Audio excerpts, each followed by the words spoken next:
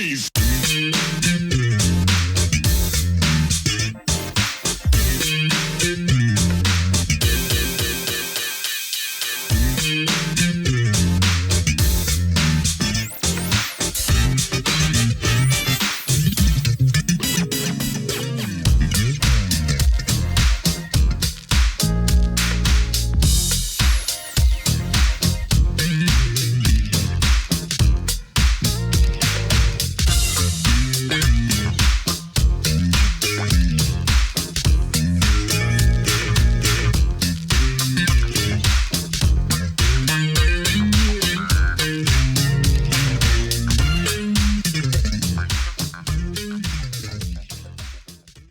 Welcome back to the next part of this Truth and Rhythm episode.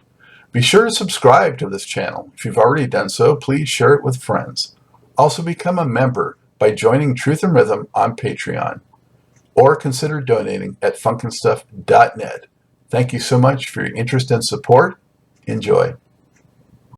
I've heard that about so many of the most talented, musical folks that don't have formal training, but they're able to just formulate it in their head and express it to people that have the training can really add the technical aspects to it, but they're still just as musical, if not more so. The only thing that counts is what does it sound like when you play it back, Who cares whether you can read music or not? I mean, really, that's just a technical way to get stuff done easier. But if Michael Brecker couldn't read music when he went to Indiana.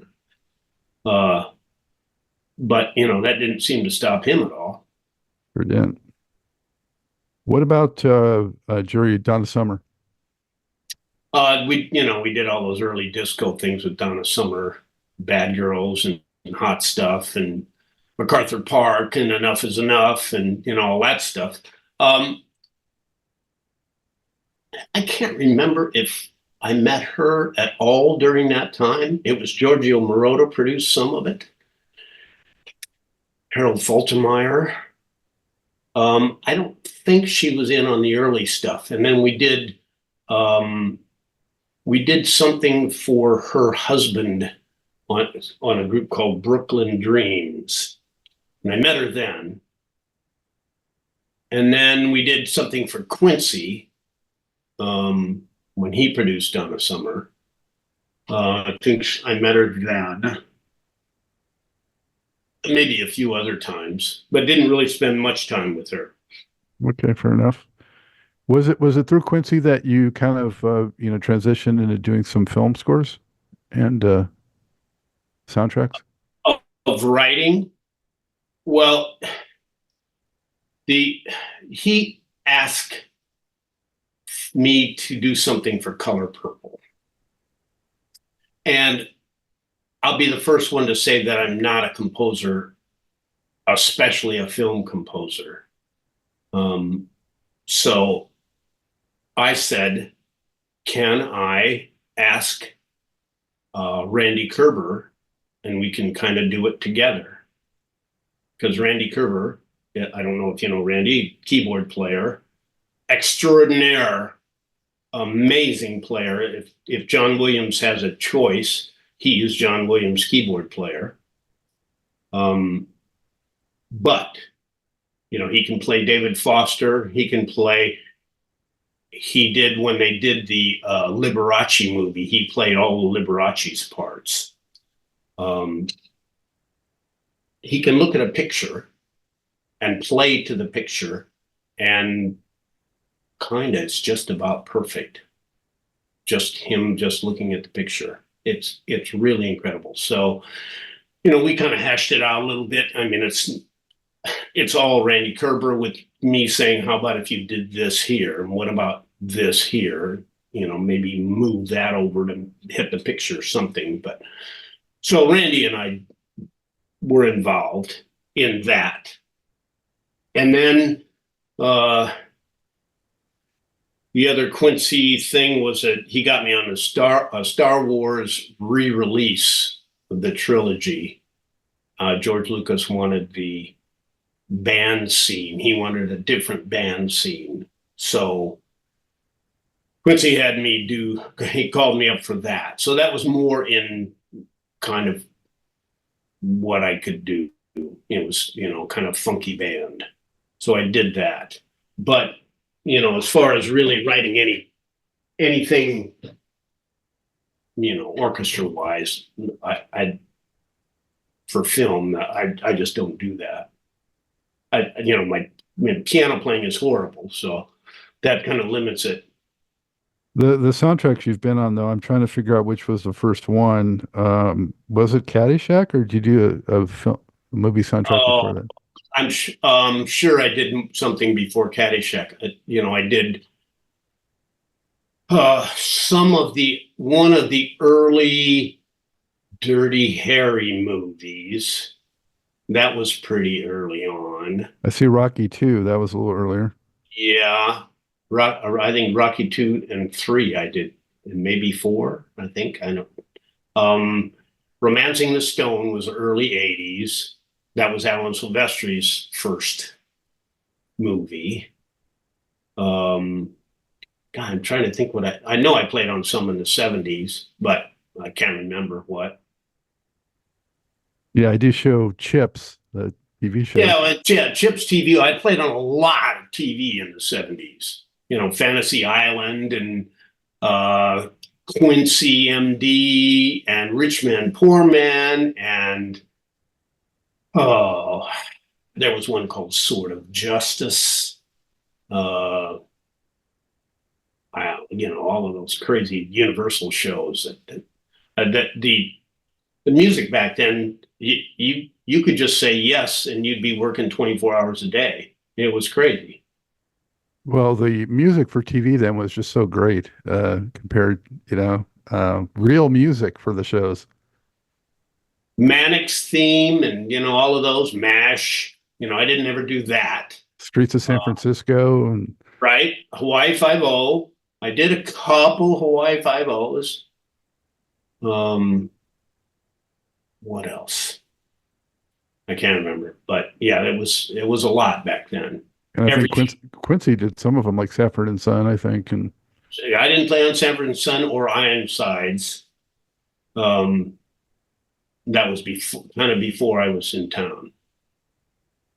So, did you consider yourself like one take Jerry? How many times did you have to run through usually?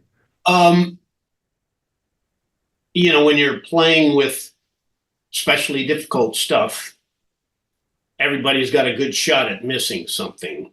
So very rarely was stuff one take, because hard technical, hard register involved rhythmically stuff. You'd have, if we had 4 or 5 guys there's a good chance that it's not going to be perfect. We always strive for perfect, and didn't ever want it to really be perfect, because you can't get 4 or 5 guys to be perfect, but as good as we could get it. So, we do, depending on what it was, we do 2 or 3 takes to get it right. And then sometimes, like the intro of High Crime for Jarreau, they go down like that. And we played that and that's 3 trumpets and 2 trombones. And it's sort of a trumpet fingering kind of thing, which doesn't really help the trombones at all.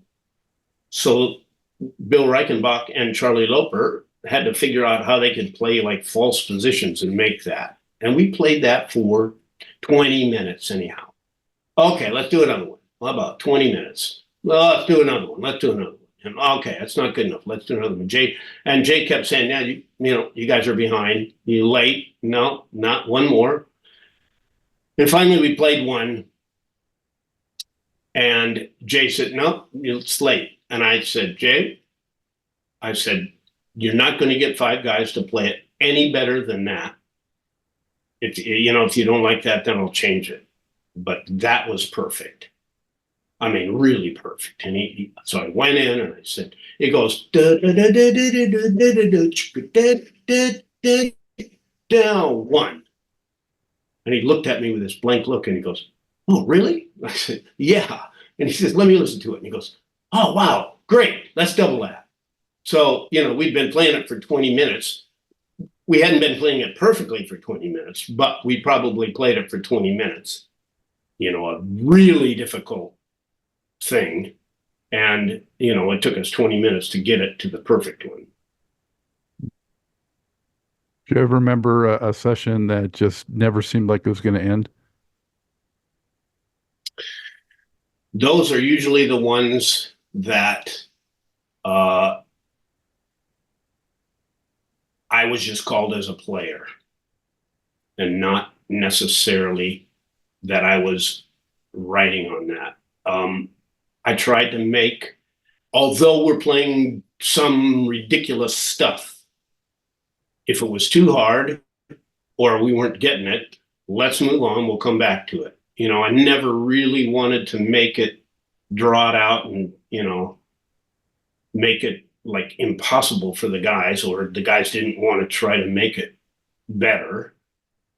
But sometimes you'd go in on some of these other guys who didn't really have the ranging chops down, or they, the voicing was horrible, or the stuff was just too badly written. That's when you go, oh man, how can I get out of here? Just, don't say anything and play it and hope to get done early. It sounded like Barbra, maybe Aretha to an extent, were rather exacting, if you will. Was there anyone else that was sort of just maybe a super perfectionist, or, really just kind of, put you through your paces?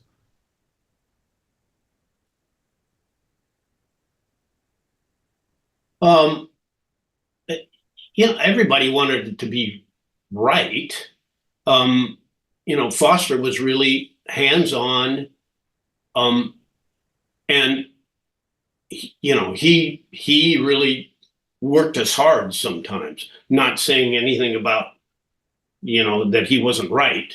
It was difficult. And Jay Graydon as well. One of the reasons that Jarreau stuff sounds as good as it does is because Jay was he was difficult. He wouldn't let things slide. It had to be right. And if it's not right, let's do it again. So, which is good, all you can say is listen to Al Jarreau, listen to the horns on Al Jarreau, and however hard he worked us. And we didn't start playing those sessions till 11 or 12 at night after we'd been playing all day. So we'd go 11 or 12 at night till 6 or 7 in the morning on those. We do like 1 or 2 maybe tunes if one of them was kind of an easy tune, but one difficult tune. And, that's okay. So you worked us, and, we really, those were tough sessions, but the end is, once you hear back, was worth it all. Yeah, justified the means. To what extent did you go out on tour? So busy with those sessions. I'm not guessing you did a lot of touring. Al Jarreau had, first back to Seawind. We did Seawind I was with Seawind we moved here in 76, and I was with Seawind until 80. For the Off the Wall record, we were touring the East Coast. Quincy called, and we were in Boston. And he says, I want you to do these horn parts. Okay. Well, we have a night off, and then we are in Wake Forest 2 nights later. I said, we can take a red eye back. And we took the red eye back, and I believe we went directly to the studio from the flight from Boston. and recorded that day, and then flew the next day back to Wake Forest. So I can't say I was with Seawind 100% of the time because we didn't tour that much, but we did some then. Then Al Jarreau would have bigger weekends when he would play like bigger venues, and we would go out, the horn section and background singers who were Paulette McWilliams, Richard Page, and Steve George of Mr. Mister were the backgrounds, and the horns were Bill Reichenbach and myself and Larry Williams, I believe. Yeah. We would go like Milwaukee, which was his hometown. He played these big outdoor amphitheater thing. We went to Fort Lauderdale, and I forget where else we went. Quincy had a Japan tour in '81. We played a couple nights. Then he had a summer tour that we played big, like football stadiums. We played the Astrodome, and we played St. Louis baseball field, and we played Detroit. And I forget where else he went. So we did that, and then I went to Japan one time or a couple times for a few days touring wise, but for the most part, I was in town. I would turn down any tour possibility. I didn't want to do it. I had a daughter in '79 and didn't want to leave, and so just stayed in town. Mm-hmm. Was that the Dude tour? Was his Dude album out at that point for Quincy?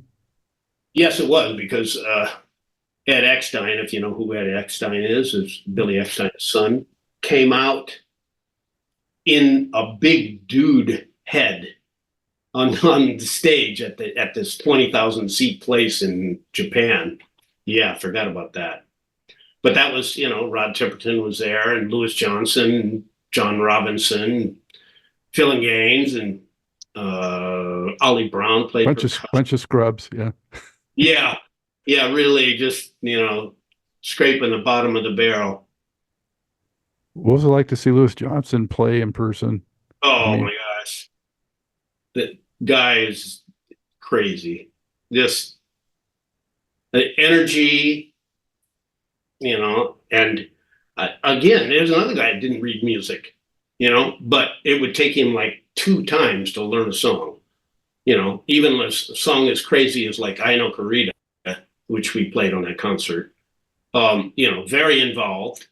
And some of the Quincy's big band stuff, Toots Thielman's was on that, and he did one called Brown Ballad, which is really a beautiful tune Quincy wrote. Very involved, Louis Johnson playing bass on that, but incredible. I miss him. Yeah. Yeah. And Paulette McWilliams, she was just on the show. Good. She was a joy. Yeah, good.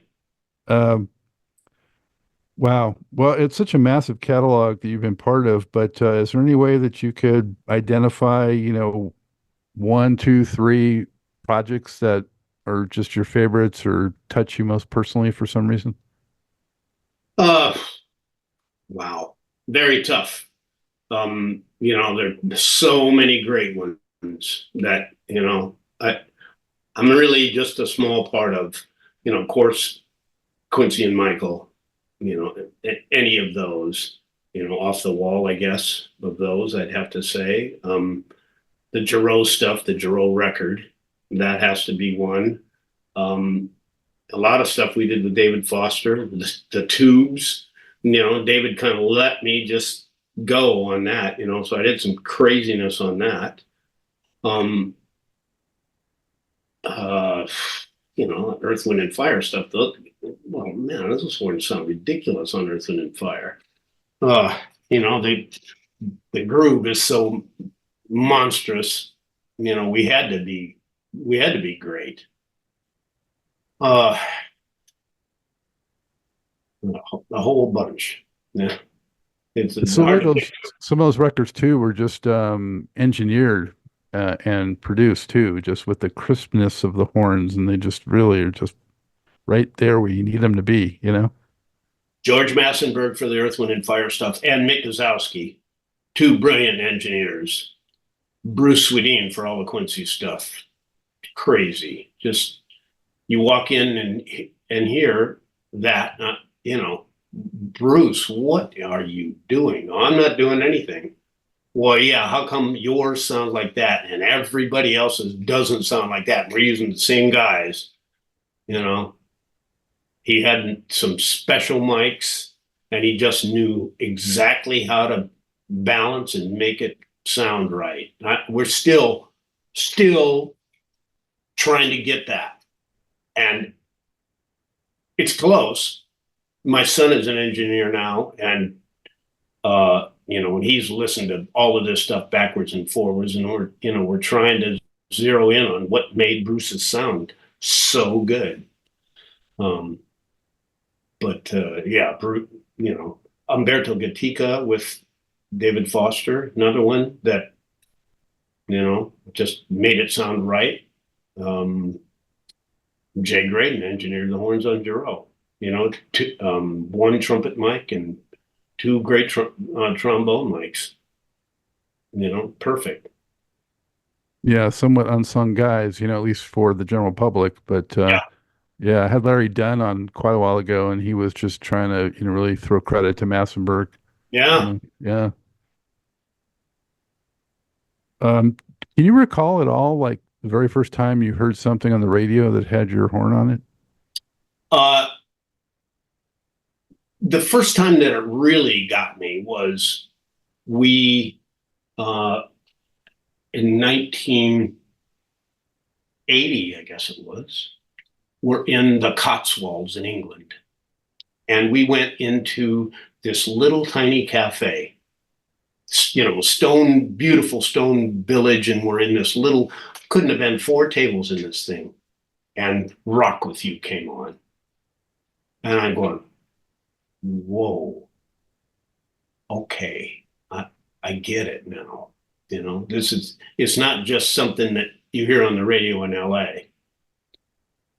That was the first one that I really, it kind of, okay, it's a world situation we're dealing with here. Mm-hmm. Yeah. And so much of it is just going to live way outlive all of us here. Well, I hope so. Was there anyone that is no longer with us that you kind of wish you could have had a chance to work with, and who might be on your bucket list that is still with us? Oh, let's see. Well, Nat King Cole. He may be my all-time favorite singer. It's hard to compare him to Aretha, but it's just so good. You understand every word. He's perfectly in tune. It feels great. Everything about it's right. The quality of his vocal is maybe still unsurpassed. You listen to that and it sounds like you're standing right in front of him.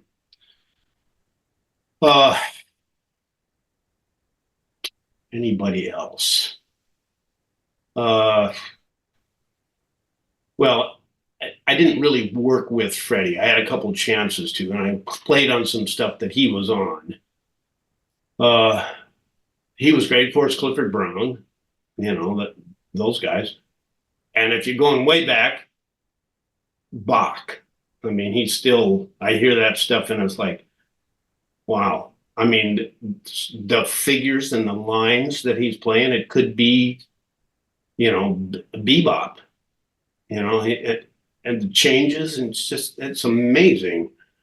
And it all just lines up so perfectly, the whole thing. Who's still around? I don't, there's not really any of the new people that I'm dying to work with. I've done some stuff with John Legend. Very good. John Batiste is kind of, he's done some great stuff.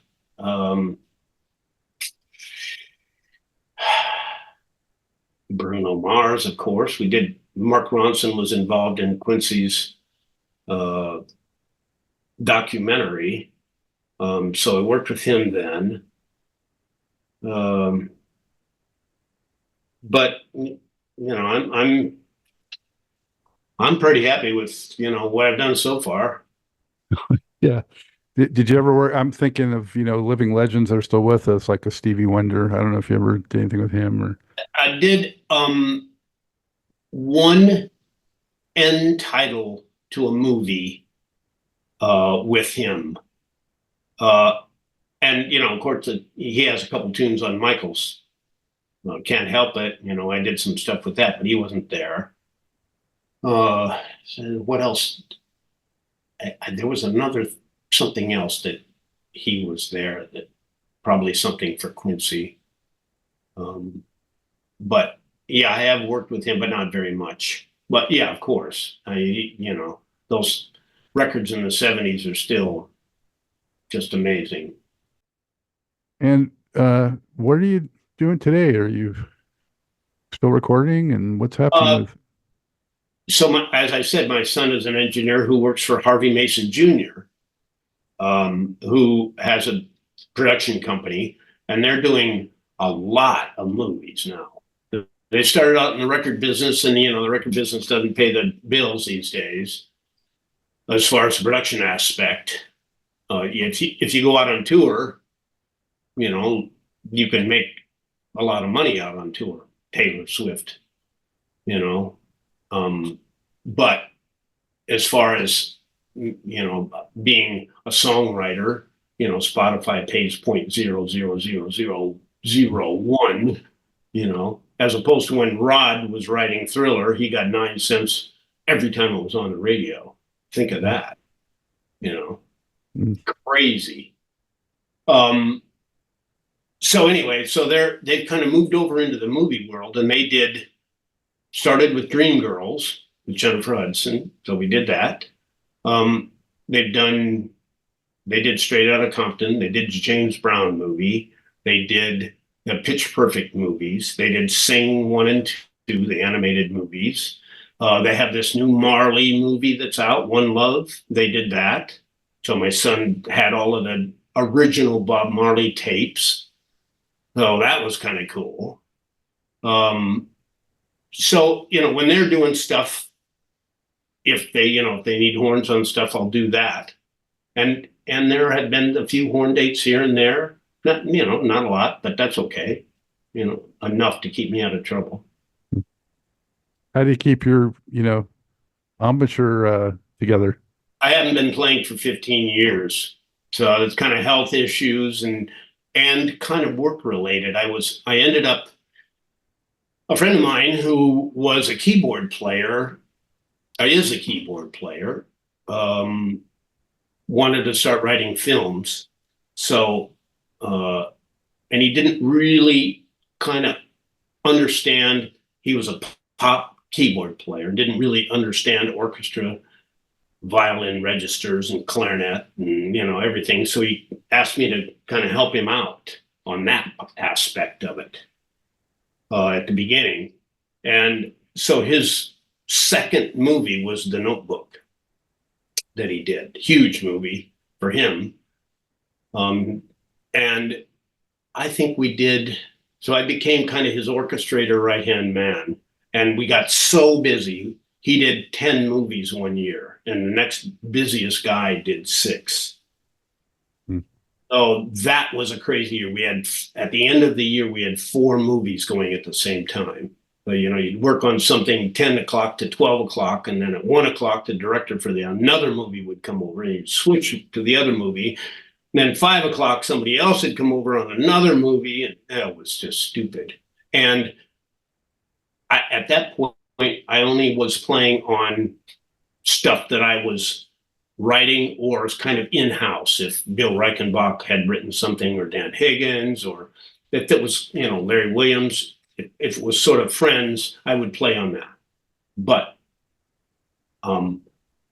the orchestrating part of it was just so kind of time consuming. I mean, it was kind of 9 o'clock until 11 o'clock at night, kind of 6 or 7 days a week for many years.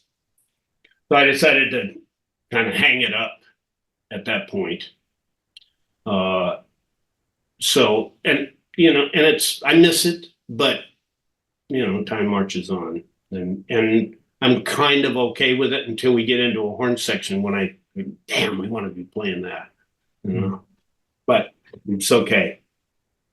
When you do projects like that, to what extent did you bring forward your, formal training through, Indiana and so forth versus, your real world training and experiences?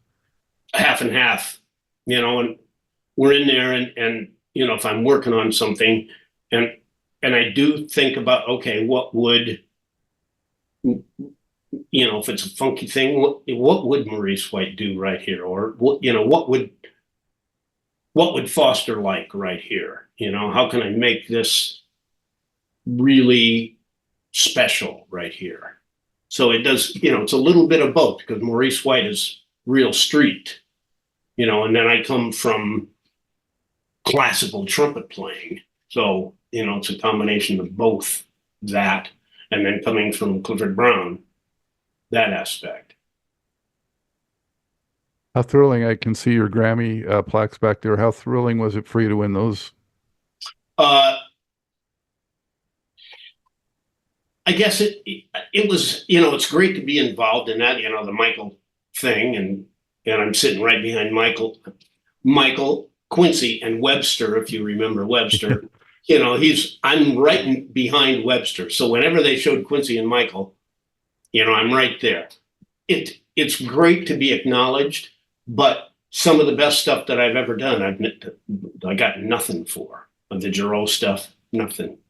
The Earth, Wind, and Fire stuff. I mean, After the Love Is Gone won an arrangement Grammy, but the other stuff, the really funky horn stuff, nothing. So it's nice, it's nice to be acknowledged, but it didn't get me more work, and it didn't make me any more money. It's nice to be acknowledged by my peers, I guess. Well, when you look back, Jerry, what's your proudest accomplishment, would you say, overall? My what accomplishment? And musically speaking, when you look back, what is your proudest accomplishment?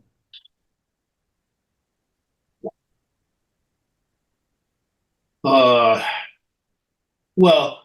I guess, not to center in on one project, but just to say, whenever we went in to play on something, that we gave it 100%. Everybody in the horn section was there to make it as good as we could possibly make it. And, with good players, and we were friends, and, we played together for a long time, especially Larry Williams, Kim Hutchcroft.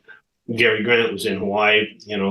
I've known Gary for about 53 years now. So, there's a lot of background, a lot of friendship, and knowing that everybody wants our product to be as good as we can make it. So and every time we go in the studio, that's what we go for. I don't care what it's on. We try to make it the best we can. It's so much to your credit, too, that you did keep so busy even during that era, going into the 80s, when a lot of cases, synthesizers and keyboards were replacing horns. which, for the most part, I was very unhappy about, just like the drum machines coming in. Right. But it doesn't seem to have really hindered you. Uh, there were some instances that there were synths on it that shouldn't have been, but they couldn't get my writing. Everybody had a synth, and you go, wow, like that. Okay, great, but you don't get my writing, and you don't get the sound of 4 different great horn players playing, moving some air, giving the vibe, all of the inflections and the dynamics, and it just doesn't happen on synth. Yeah, I think eventually some of the novelty wore off, and there was, I think, a little bit of a resurgence of horns after a while. But there was a time where I think it's better right now. It's getting better. Well, that's great to hear. Yeah, I hope so. Yeah. A lot of great players out there right now. Really great players. Well, after all these years of seeing your name on so many records, I'm a liner notes geek, and seeing your name on just so much that I listened to and enjoyed. And I'm sure, the viewers and listeners, the same thing. So, thank you so much, Jerry, for all the great music and all the contributions you've made throughout all these decades. Thank you. It's been a pleasure. I'm hoping to have Harvey Sr. on at some point. I want to get him on here. He can, give you all the background on the Seawind stuff for sure. I mean, he produced our first 2 records, so, and a great player, and funny story about my son has got some kind of weird music memory, and he hears something a couple times and he can sing it back to you.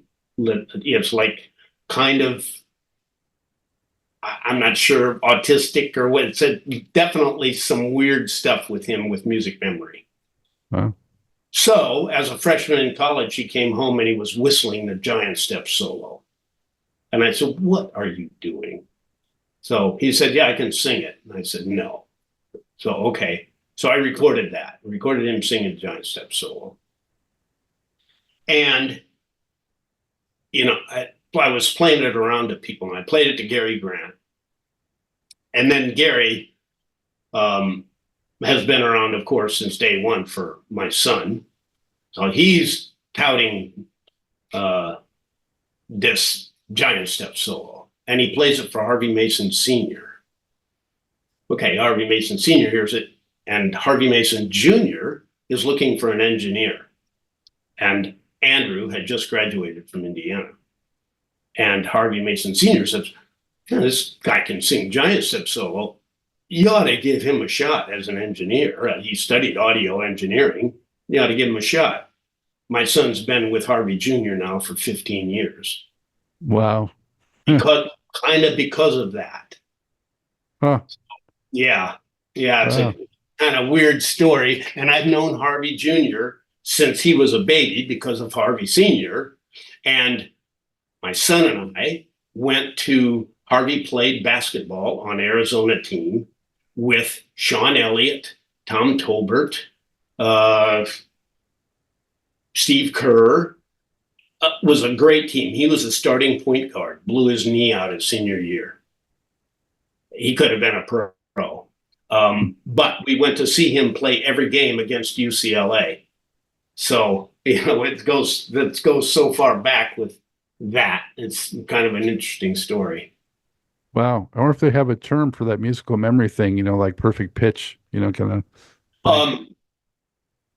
It's a little different than perfect pitch, although he does have that, it's kind of strange. He doesn't really relate it to a note, but he can tell you when it's not right. If somebody plays something and it's not in the right key, he can tell you that it's not in the right key, but he doesn't really relate it to a note. But it's the music memory and weird uniform numbers. Like he can tell you baseball uniform, Dodger numbers back to when he was like 5. So you ask him what number was Matt Kemp, who played, I don't know, 4 years or something. He'll tell you what number that Is he good It's- remembering dates too when things have happened? I'm not so sure about that. It's an interesting one. I don't think so, but definitely uniform numbers and music. It's freaky. Really. There's also that I forget the name of it where you can you see colors when you hear music. Yeah, I've heard of people that I have perfect pitch too, and I don't really, I never had that, but I know some people that I've talked to that say yes, like C sharp minor is kind of dark. Okay, well yeah, it is kind of dark, but they see like dark purple or something. I don't know. Hey, Jerry, it's been great. Thank you so much. And Sure. All right, take care. You too. I hope you enjoyed this episode of Truth in Rhythm. A big thank you goes out to our guest as well as to you, the viewer and listener. Also, much gratitude to Pleasure for supplying the show's funky opening and closing music. As a reminder, you can always access the complete list of linked shows by episode at funkandstuff.net. I urge you to support this program and receive the extra benefits along with that by subscribing to the Funk and Stuff channel on YouTube and sharing it with funk, R&B, and jazz lovers, joining Truth and Rhythm's membership program at Patreon, submitting a donation at funkandstuff.net, buying Everything is on the One, the First Guide to Funk book at Amazon, shopping at the Funky Things store for cool merchandise at funkandstuff.net, and linking through funkandstuff.net for all of your Amazon purchases. In addition, if you're an artist or anyone seeking proven, results-oriented professional marketing, PR, writing, or editing consultation or production, check out the media services section at funkandstuff.net. Also, I encourage you to drop me a line at scottg@funkandstuff.net. I love the feedback, suggestions, guest requests, appearance and sponsorship inquiries, and just talking about my favorite subject, groove-based music. For now, and as always, this is Scott Dr. GX Goldfine saying, keep on vibing to the rhythm of the one.